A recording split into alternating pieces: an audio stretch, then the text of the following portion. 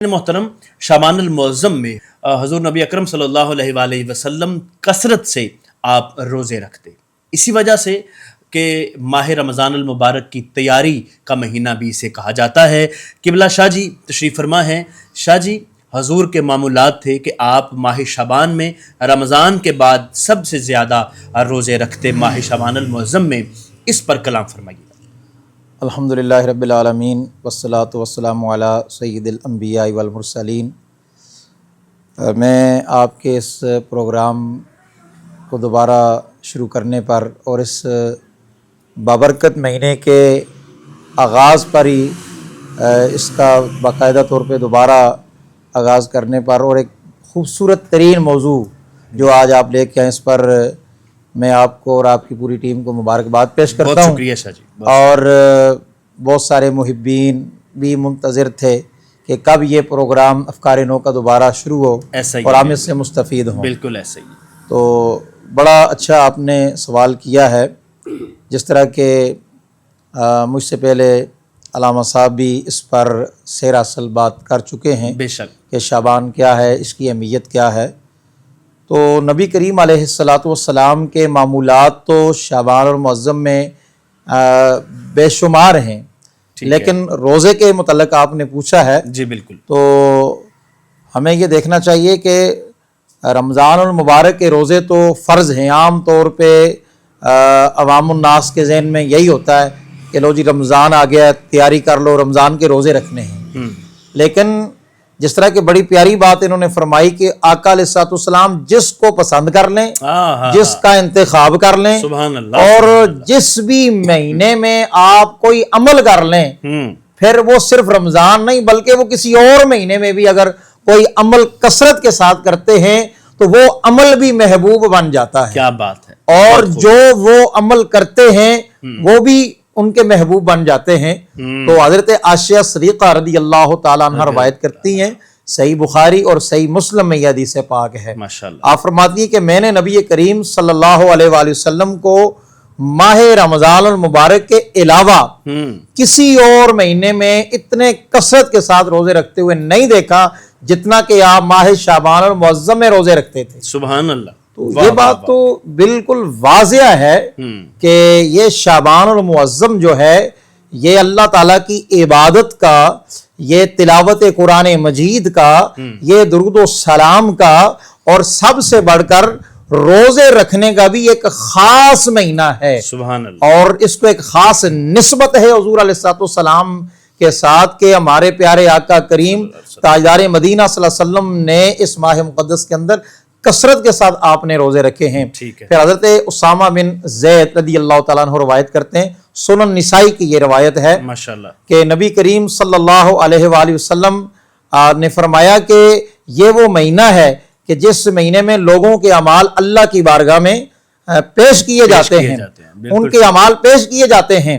تو نبی کریم صلی اللہ علیہ وسلم نے فرمایا میں یہ چاہتا ہوں کہ جب میرا عمل خدا کی بارگاہ میں پیش کیا جائے تو اس وقت میں روزے کی حالت میں۔ سبحان اللہ، سبحان اللہ۔ روزہ اس سے ہمیں یہ بات بھی پتہ چلتی ہے اشفاق بھائی کہ اس ماہ مقدس کے اندر آقا علیہ السلام کے جہاں دیگر معمولات تھے، ان معمولات کے ساتھ روزہ رکھنا جو آقا علیہ السلام کا ایک محبوب ترین جو ہے وہ معمول تھا، اور کثرت کے ساتھ آپ روزے رکھتے تھے۔ بلکہ حضرت انس بن مالک رضی اللہ تعالیٰ عنہ روایت کرتے ہیں، انہوں نے سوال کیا آقا علیہ السلام کی بارگاہ میں، انہوں نے سوال کیا کہ یا رسول اللہ صلی اللہ علیہ وآلہ وسلم، رمضان المبارک کے علاوہ کون سے روزے سب سے افضل ہیں؟ حدیث میں الفاظ ہیں افضلو کے، کہ کون سے روزے رمضان کے علاوہ سب سے افضل ہیں؟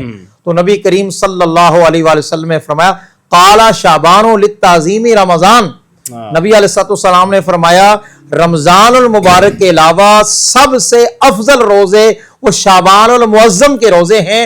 اور وجہ یہ بتائی جو ابھی قبلہ مفتی صاحب بھی فرما رہے تھے کہ شعبان کو ایک ربط ہے رمضان کے ساتھ۔ حضور نے جو شعبان المعظم میں جو روزوں کو سب رمضان کے علاوہ سب سے افضل روزے قرار دیا، آگے اس بات کو بالکل کلیئر کر دیا کہ لتعظیم رمضان، شعبان کے روزے اصل میں رمضان کی تعظیم کے لیے رکھے جاتے ہیں، اور یہ ایک تیاری ہے رمضان المبارک کی، آنے والے کی اہمیت بتائی جا رہی ہے، آنے والے کی آمد کا نکارہ بجایا جا رہا ہے روزہ رکھ کے، مشقت کر کے، اور یہ ایک اپنے آپ کو تیار کیا جا رہا ہے کہ وہ جو روزہ اللہ تعالیٰ نے فرض اس بات کو اگر سمجھنا ہو تو یہ بھی ہمیں سمجھ لینا چاہیے کہ یہ جو فرائض سے پہلے ہم سنت پڑھتے ہیں، سنت پڑھ کے فرائض کے لیے ذرا تیار ہو جائیں، تو یہ جو معمولات روزہ ہے آقا علیہ السلام کا شعبان المعظم کے اندر، یہ در حقیقت یہ رمضان المبارک کی ریسپیکٹ ہے۔